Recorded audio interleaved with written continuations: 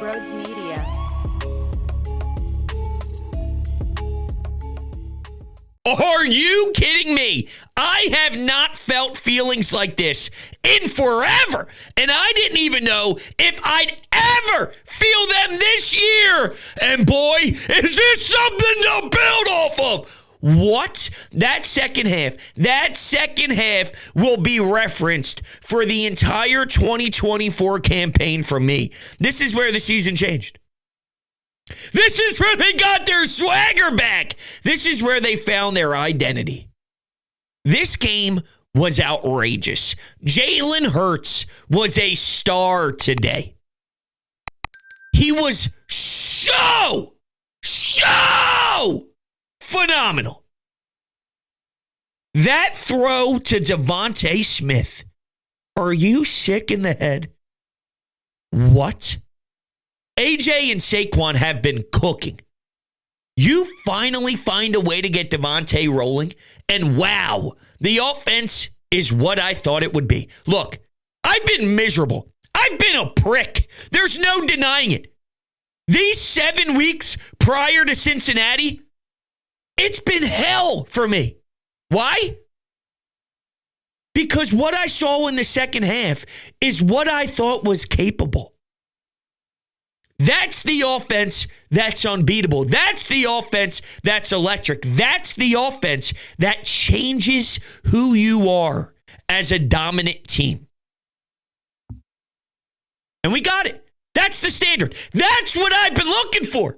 And I finally got it. I can't believe it. I got it. The second half is the blueprint. You got turnovers. Darius Slay leaves the game because he gets banged up. Here's Isaiah Rodgers with the pass breakup right to CJ Gardner-Johnson's hands. Great. My favorite, though, there was the fumble, of course, which was late in the game, was already wrapped up anyway, but let's just tack on more turnovers, please. Here's my favorite, though. When I tell you my body did things, when BG got the 3rd and 1 stop, and then wait for it, it fucking multiplied and did it again times 8,000 when Coop got his stop on 4th and 1.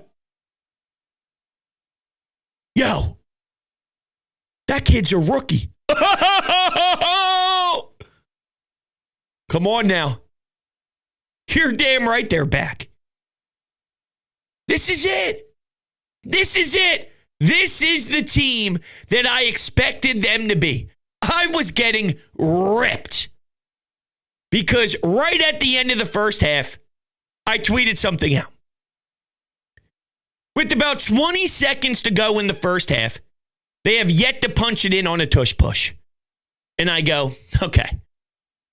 Now, I get it. Cincinnati took a lot of time off the clock. I'm not dumb. I watched it. But another game where we're looking at a first half of 3 points. And even though the offense was driving late in the first half, there was an obvious, we're not going to snap the ball right before the 2-minute warning. Devontae Smith moves, and there's a false start. The play's not going to be ran. That's inexcusable. Tyler Steen gets a personal foul call. Now that moves everybody back. Now to Jalen Hurts and his greatness again. 3rd and 16. A.J. Brown finds a spot, finds the sticks. Bang! We're moving the chains. That's great.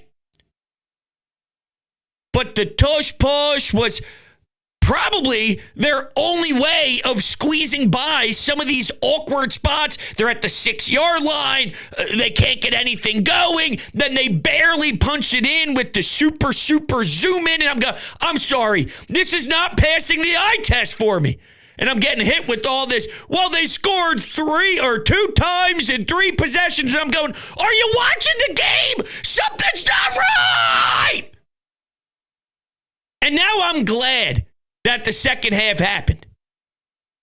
Because if you look at the difference between that second half, the throws to Devontae, I mean, even in the fourth quarter. Keep the chains moving. Get things rolling. Keeping Cincinnati off the field. Greatness. To start the second half, 70 yards, 8 plays. Jalen Hurts with his legs, with probably one of his better runs all year. All I wanted was this. You won't hear me, bitch, I promise. You ever get tired of me? If you ever get tired of me, just ask for this. Because I'll have a smile on my face all day. I never thought I'd be this happy this year. This is great. This is amazing. It's amazing. Credit Jalen. Credit the coaching staff. Thank you, Nick Sirianni. You do it in bizarre ways. You shave your head. You look like a crazy person. You yell at fans. Team's 3-0 since. You have the stupid flower speech. Team response. I don't know what to tell you. The eye test is something I use to monitor if my team has it. Something's brewing. Something's brewing. And big time. Okay? Big time. The defense has swag. The offense is starting to really form. Kellen Moore, amazing. Nick, you got them inspired. And Vic, we've seen this coming slowly but surely. There has been a big set of growth from the entire defensive core. So really impressive stuff, man. It's almost hard to even fathom. I'm not even going to lie to you. They look like a real football team. They look like a team that's getting back to the normal self. And they're doing this extremely hurt. Lane gets a little banged up. You got Fred Johnson. Mekhi Becton's not playing. Tyler Steen had a couple of rough penalties. You're dealing with Darius Slay going down, who made a huge stop in the red zone on the rookie receiver. Them got him back on a nice ball later on in the game to help flip the field. It was an interesting matchup, and I figured not having T. Higgins was going to hurt them massively. The Bengals have been struggling, okay? They've been underachieving. They literally beat Cleveland, the Giants, same thing as us. The Panthers. And when you look at some of those wins over the last few weeks, as they won 3 of the last 4 prior to this game, of course, and the one loss was an overtime loss to the Baltimore Ravens, so that's a respectful effort. But T. Higgins is coming out of the game with being the receiving leader in those games. Like, it's a big deal when you're beating the Browns, even though they're not very good, and the guy who helps out Jamar Chase and really opens up this offense is gone.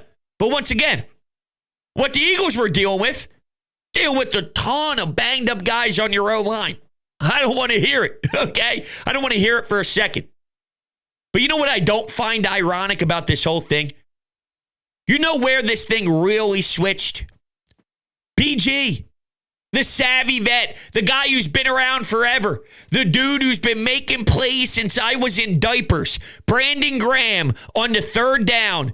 It wasn't even close. My man had the answer ready. My man knew exactly what was going down and said, let's meet, baby. You want to meet in the middle? I'll meet you in the middle. Let's fucking go. And that set the tone. Team fed off that. And I mean, this game, they ran away with it. And it was still a game. It was still a game. But the way they pursued in the second half, wow, their intensity was 9 times the Bengals, who were looking to, in a way, somewhat get their season back on track. I mean, they're looking to do what the Eagles did today. They're looking for some motivation. They're looking for something to get the fans back on board so they go, oh, yeah, this is the team we all remember. And the reason why I feel so confident about this is I've been lucky. People my age have been lucky. The Eagles have been a great franchise for essentially our whole lives. We know what the game feels like. There's always the game. Thursday night against Carolina. The game.